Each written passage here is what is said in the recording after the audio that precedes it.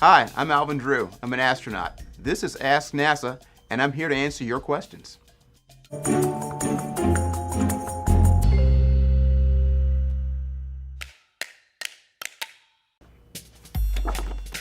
So who is going to the moon with NASA? It's going to be a lot of folks. It's going to be our own industry helping us get there. It's going to be our international partners, many of whom have been with us on the International Space Station, plus a few others. Who's building the Gateway? Well, for those of you not familiar, this is the Gateway. Lots of folks are going to build this. Different companies are going to build these things. Different countries are going to contribute. This part here with the legs on it is the part that takes off and lands from the surface of the moon. And then finally, this is a transition stage to get us across that 50,000 mile gap between the Gateway and the moon. The Gateway is a great place for us to stay on the moon. And so if you have a vehicle out there that can dock to it, no matter what it is, no matter what country you're from, you can plug into it. You can get power, you can get data, and then you become part of the Gateway. The Gateway will work a lot like the International Space Station. We'll assemble it using robotic arms and spacewalks as well, along with docking and berthing, just like we do today.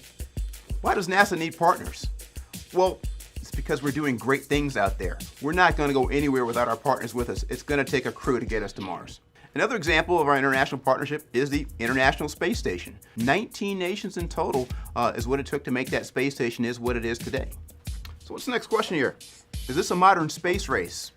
Well, yes and no. Yes, we're up against the clock, but no, we're not racing against each other. This is more of a partnership, a relay race that involves our domestic industry as well as our international partners.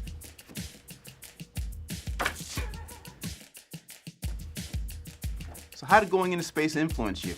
It's a tiny, tiny little island in the middle of a great big black sea. There's no little yellow boundary lines separating our countries from one another.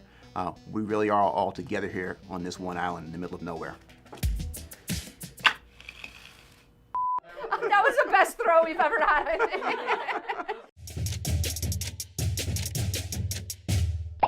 So what does it feel like in space? You're weightless, you unstrap from your seat, and you can float. Imagine being in a pool without any water, you're not wet. What's the best way to become an astronaut? I can tell you the one thing every astronaut had in common is that they were pursuing something that was not being an astronaut, that really had their passion. They really liked what they were doing, and that's why they excelled at it, and that's why they stood out enough to become an astronaut. Where can you find the best views on the International Space Station? From the cupola, far and away, the best investment we've ever made. You can just see the universe from there, short of going out on a spacewalk. I heard you were in a Willie Nelson video. Do you still have your costume? Of course I still have my costume. What else do you think I'm wearing when I'm playing air guitar? One of the cool things about being an astronaut is you can sometimes inadvertently wind up on the set of a video shoot. This one involved Willie Nelson and his Whiskey River Ranch. Well, Alex, I can only guess. We're going to go to Mars here in the near future. We're going to go to the moon in preparation for going to Mars. And by the time we get there, you'll be old enough to come back and tell me what life was like on Mars. To the top, where there's the best view. Do you have a question for NASA? Send your questions to our experts on Twitter using #AskNASA.